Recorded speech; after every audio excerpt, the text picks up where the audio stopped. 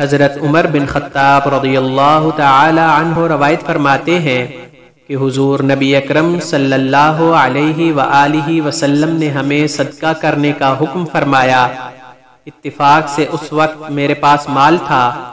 میں نے کہا اگر میں حضرت ابو بکر صدیق رضی اللہ تعالی عنہ سے سبقت لے جا سکتا ہوں تو آج لے جاؤں گا۔